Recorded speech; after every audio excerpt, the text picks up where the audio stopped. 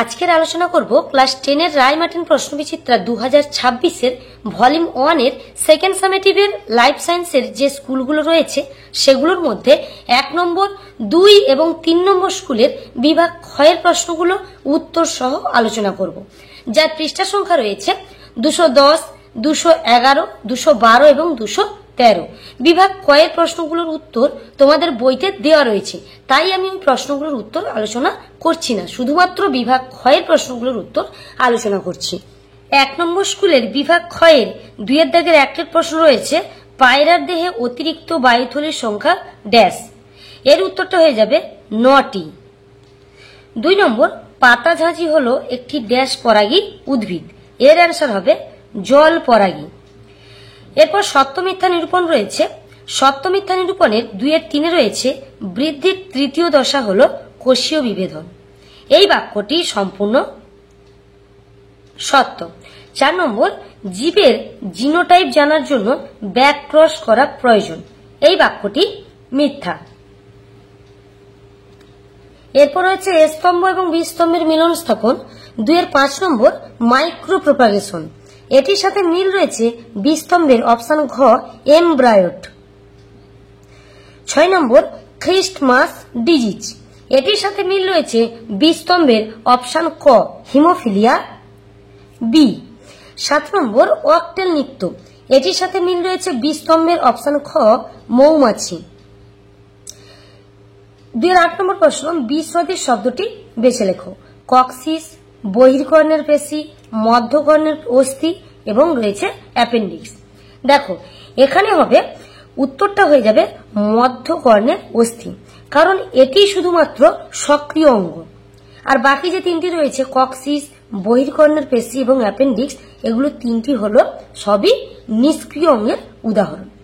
9 নম্বর, মেন্ডেলের দ্বিসংখ্যক জননে F2 জনুতে প্রাপ্ত হলুদ কুঞ্চিত ফিনোটাইপের একটি জিনোটাইপ ক্যাপিটাল ওয়াই স্মল আর হলে অপরটি কি হবে? এর অ্যান্সারটা হয়ে যাবে অপরটি হবে ক্যাপিটাল ওয়াই স্মল আর স্মল আর। নেক্সট রয়েছে 2 নম্বর স্কুল। 2 নম্বর স্কুলের বিভাগ কয়ের 2 এর দাগের ফার্স্ট প্রশ্ন, কালকাসুন্দা উদ্ভিদের ড্যাশ হলো নিষ্ক্রিয় অঙ্গ। এর অ্যান্সারটা হবে স্ট্যামিনোট, যাকে বাংলায় বলা হয় বন্ধা পুংকেশর।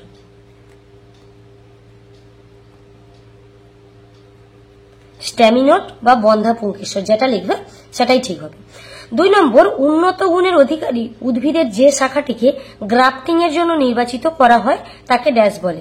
এর অ্যান্সারটা হবে সিওন বলে, যেহেতু এখানে উন্নত গুণের অধিকারী বলেছে, আর যদি অনুন্নত বলতো তখন উত্তরটা হতো স্টক।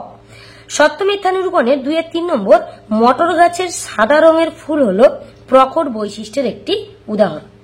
এই বাক্যটি মিথ্যা, কারণ সাদা রঙের ফুল হলো প্রচ্ছন্ন বৈশিষ্ট্যের উদাহরণ, আর প্রকট বৈশিষ্ট্যটা হবে বেগুনি বর্ণের ফুল।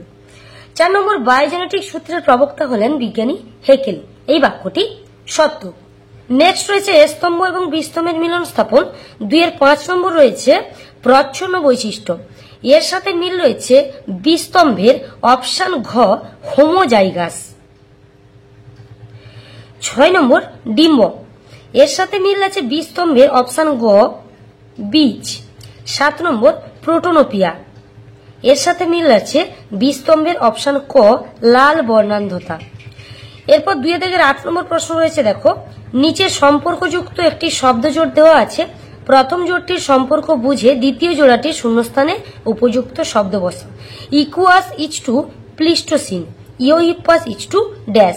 দেখো ইকুয়াস ইচ টু প্লিস্টোসিন মানে দেখো এখানে দেওয়া রয়েছে ইকুয়াস কোন যুগের ঘোড়া, প্লিস্টোসিন যুগের ঘোড়া, তাহলে ইওইপাস কোন যুগের ঘোড়া সেটা তোমাকে লিখতে হবে। তাহলে ইওইপাস আমরা জানি ইওসিন যুগের ঘোড়া, তাহলে এখানে উত্তরটা হবে ইওসিন।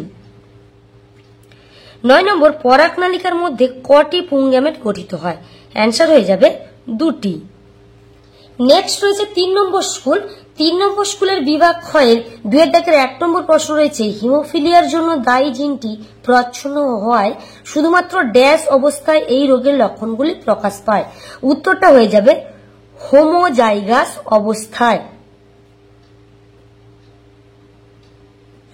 2 নম্বর, পেঁয়াজের শল্কপত্র ও ক্যাকটাসের পত্রকণ্টক হলো ড্যাশ বিবর্তনের সাক্ষ্য প্রমাণ। অ্যান্সার হবে অপসারী বিবর্তনের সাক্ষ্য প্রমাণ। কারণ দেখো, পেঁয়াজের শল্কপত্র ও ক্যাকটাসের পত্রকণ্টক দুটোই হলো সমসমস্ত অঙ্গের উদাহরণ, আর সমসমস্ত অঙ্গগুলো অপসারী বিবর্তনকে সমর্থন করে। আর যদি এখানে সমবৃত্তি অঙ্গ দেওয়া থাকতো তাহলে তখন কিন্তু উত্তরটা হতো অভিসারী বিবর্তন। এরপর সত্য মিথ্যা নিরূপণের 2-3 নম্বর, ভ্রূণ অবস্থায় সব মেরুদণ্ডী প্রাণীর ফুসফুস থাকে। এই বাক্যটি মিথ্যা। 4 নম্বর, কোন ফুলের পরাগরেণু যখন ওই ফুলের গর্ভমুণ্ডে পড়ে তখন তাকে বলে স্বপরাগযোগ। এই বাক্যটি সত্য। আর স্বপরাগযোগ 2 প্রকার হয়, অটোগ্যামি এবং গেইটোনোগ্যামি। যখন একই ফুলের পরাগরেণু ওই ফুলের গর্ভমুণ্ডে পড়ে তখন তাকে বলা হয় অটোগ্যামি, সেই পরাগযোগটাকে বলা হয় অটোগ্যামি। আর যখন একই গাছে ফোটা দুটো ভিন্ন ফুলের একই ফুলের পরাগরেণু ওই গাছের অন্য ফুলের গর্ভমুণ্ডে পড়ে এবং পরাগমিলন হয় তখন তাকে বলা হয় গেইটোনোগ্যামি। নেক্সট রয়েছে এস এবং বি স্তম্ভের মিলন স্থাপন। 2-5 নম্বর, কচুরিপানা। এটির সাথে মিল রয়েছে বি স্তম্ভের অপশন গ খর্বধাবক, কারণ কচুরিপানা খর্বধাবকের সাহায্যে বংশ বিস্তার করে, এটা আমরা জানি। 2-6 রয়েছে পটকা। এর সাথে মিল রয়েছে বি স্তম্ভের অপশন ক রেড গ্রন্থি। রুই মাছের পটকাতে রেড গ্রন্থি রয়েছে, এটাও আমরা জানি।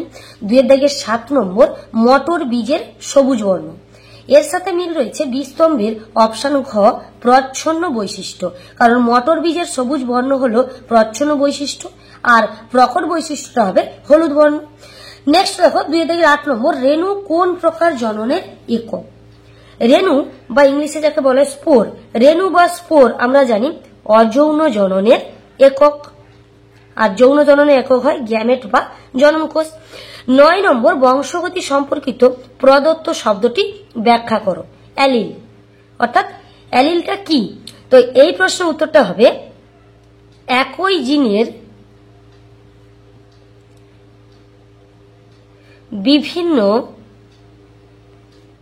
রূপভেদকে অ্যালিল বলে। অ্যালিল বলে। তো আজকের ভিডিওটি এই পর্যন্ত। নেক্সট পার্টে আমি তোমাদের সেকেন্ড সামেটিভের লাইফ সায়েন্সের যে মডেল কোশ্চেন পেপারগুলো রয়েছে বা যে স্কুলগুলো রয়েছে সেগুলোর বিভাগ ক্ষয়ের প্রশ্নগুলো উত্তর সহ আলোচনা করব।